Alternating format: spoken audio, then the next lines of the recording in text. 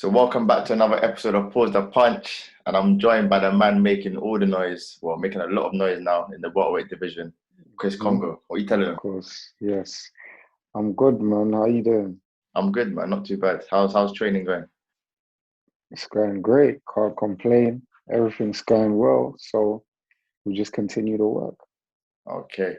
Anyway, let's just get straight into it. So Hmm. you're fighting McKinson in Yeah. about 6 weeks.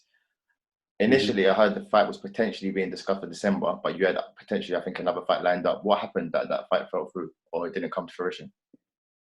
Um, I was supposed to fight Liam Taylor for the British title, so we were supposed to go for the British title route, but that fell through. He wasn't interested in fighting.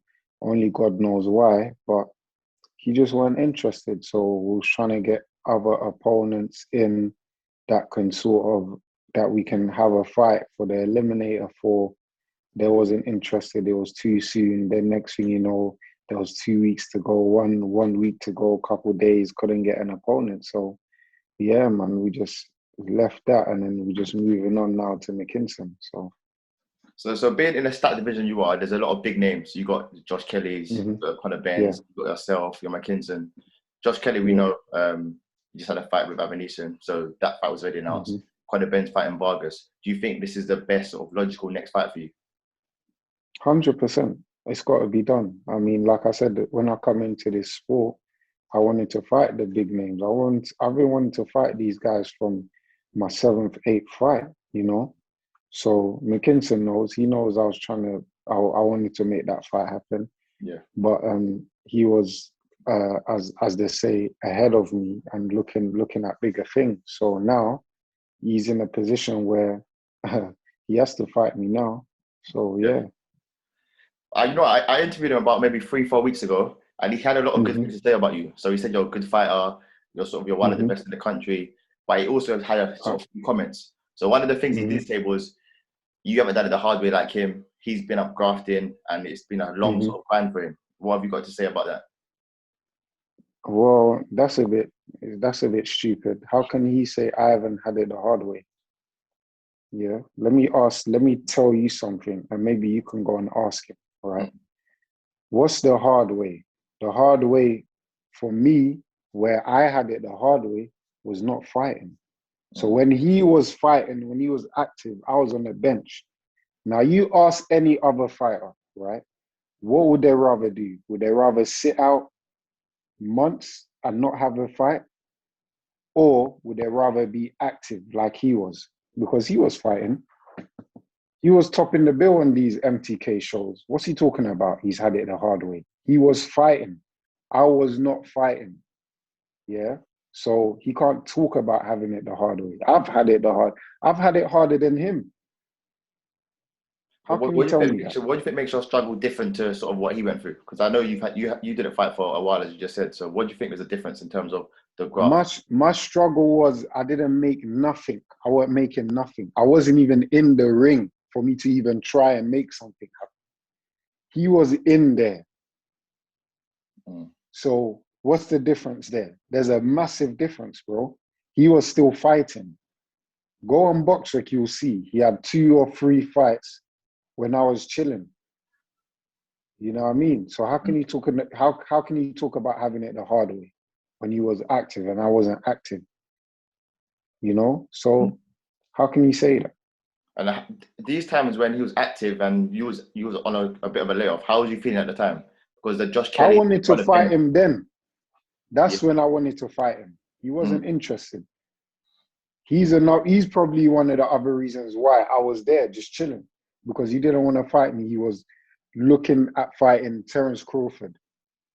so what That's do you what he think's was changed now? saying. What do you think's changed now, and now he wants to fight What do you think's changed now is because I got the belt. I made shit happen. I you? went out there and I done what I had to do. I signed with a good friend of mine, and now the good friend of mine put me on his platform.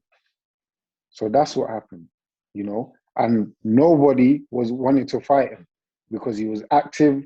He was Mm. beating these guys. He wasn't knocking them out. He was beating them. He was active. And maybe because he's a southpaw, people don't want to fight southpaws. But I don't mind. Any southpaw, come. I'll show you what to do against a southpaw. You're ready for all the southpaws. He did make a 100%. statement. He did make a statement about comparing both of your last 5 opponents. So I think he said if you sum his last 5 opponents, I think they had about 70 wins and 3 losses, and your last 5 opponents had maybe over 100 losses. What do you think of that? And do you think that's going to play any sort of impact when you lot fight? Well, ask him now. Go back and ask him. Are any of them last 4 opponents, are they better than me? No. Hell no. And ask him, if I was in his shoes, them last 5 opponents, would I have beat them? Absolutely. I would have knocked them out. I would have knocked all of them out, one by one. So you know what? Tell me that. Yeah, you're putting me in a little bit of a situation. I've got loads of questions that I need to go back and ask him at the moment. So yeah, you have to ask him. He needs to answer these questions because these are all straight facts. Talking about it, having it hard. He was fighting, I wasn't fighting. So already you should know. Anybody will know. Talking about his last opponents, none of them are better than me. So put it that way. If I fought them last opponents, I would have not just beat them, I would have knocked them out. So there you go. Straight, it's facts. Yeah, no, I respect your thoughts and your opinions. To be honest, as you said, the fight's ready to go now. You lot are signed. Recent news has been sort of put out there that you lot are fighting in Gibraltar. How are you feeling about the sort of change of venue? You're excited about going abroad? I see Eddie saying something about he's going to put everyone on a jet or a plane and you lot are all going to fly together. So you excited about that? Yeah, of course. I don't mind. I've got no problem with him. They can put me next to him. We can talk about the fight. I'll ask him how training camp was and how sparring was in that, Ask him what he's been doing in camp. I don't care. Yeah. But I'm ready anyway. Some of my best performances have actually been abroad, to be honest. So that's even better for me. I don't know, man. There's something about boxing away brings that extra fire, different kind of energy, different vibrations there. Yeah. So I'm fully ready and fully focused on that. So in terms of the actual fight, how do you see it playing out? Do you think it's going to be a sort of KO? I know he's a very slick boxer, so I know that's definitely going to be a challenge for you. But how do you think the fight will actually play out? I know it's going to be a knockout for sure. It has to be. It has to end in a knockout. I mean, you look at both. He's saying he's going to knock me out or stop me. Well, he's said a lot of things. He's confused. All my interviews and all I've ever said is, I know I'm going to knock this guy out. I'm going to knock this guy out. I'm going to knock this guy out. This guy said he's going to beat me up and he's going to school me. Then he's going to stop me. Then he's going to knock me out. They're all different things.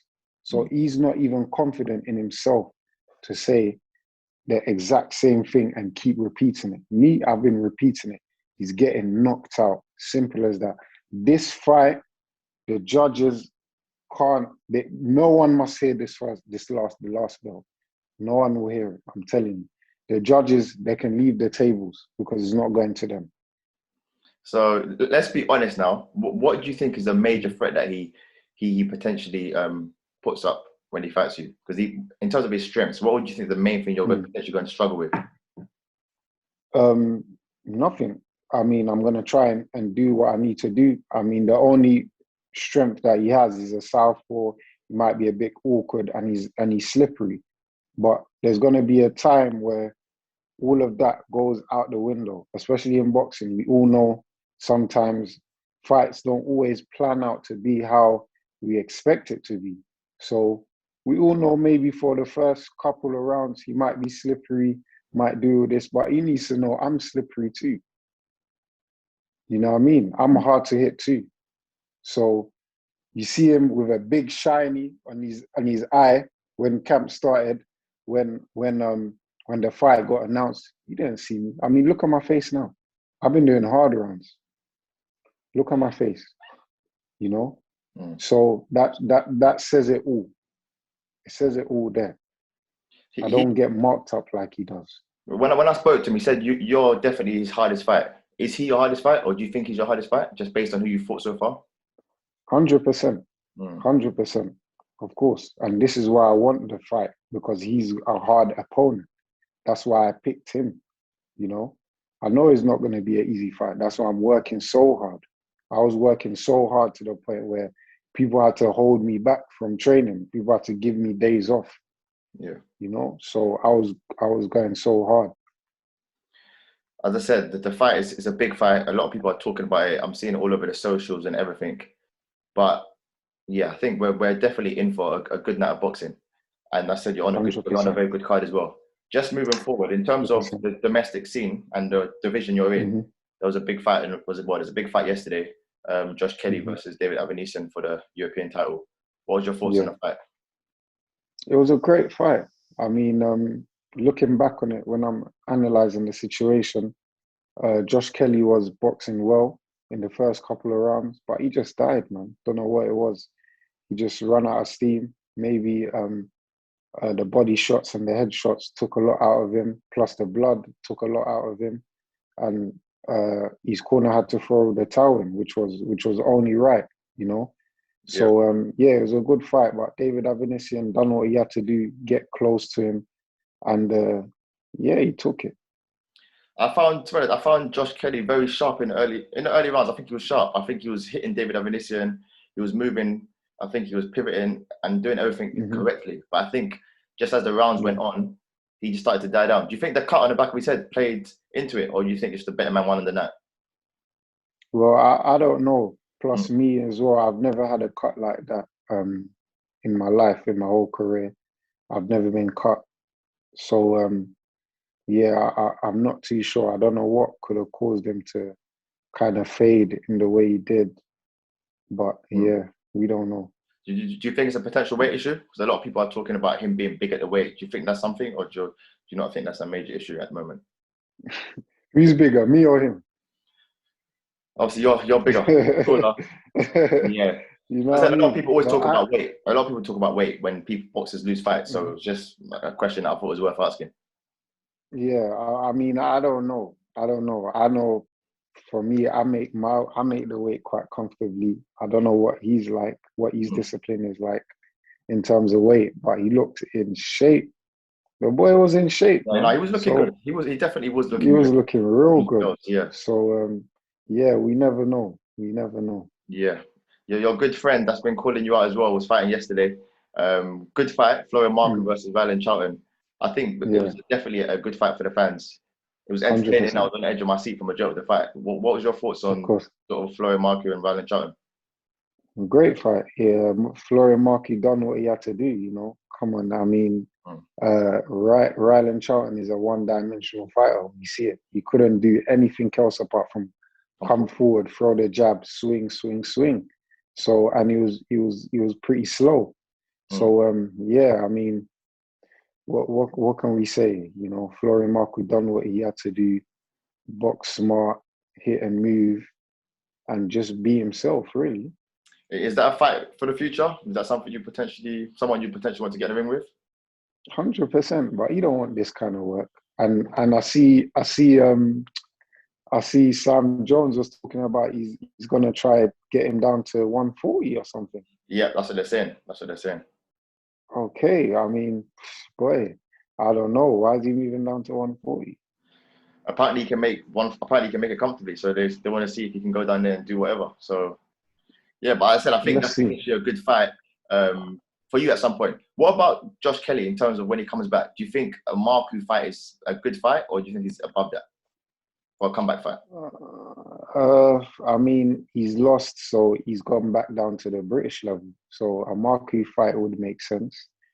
You know, we should all fight each other, do a round robin. I'll be down for that. No, You that know would what I be a good mean? scrap, though. That Yeah. definitely would be a good scrap. I've got a question. Mm-hmm. Normally, when British fighters fight at European level and they lose the fight, straight away everyone says you're not Yeah. European level. So Yeah. my question is, I'm just asking you because I know you're in the Mm-hmm. boxing scene.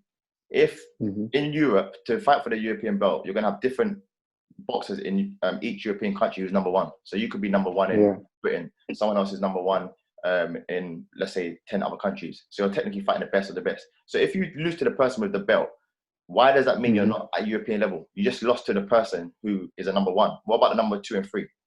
That doesn't necessarily mean you can't True. beat them, right? And it's the same. I think the same thing applies to world level. If anyone goes to a world level contention and they fight that person and they lose, straight away everyone's Mm-hmm. like you're not world level. They're not world level. But Yeah, what true. I like? mean, I mean, it just all goes down to who you lose to, you know, and stuff. I don't believe that if you lose to a guy at a certain Mm, level, you're not that level unless the yeah. person unless they're a really low level caliber, you know.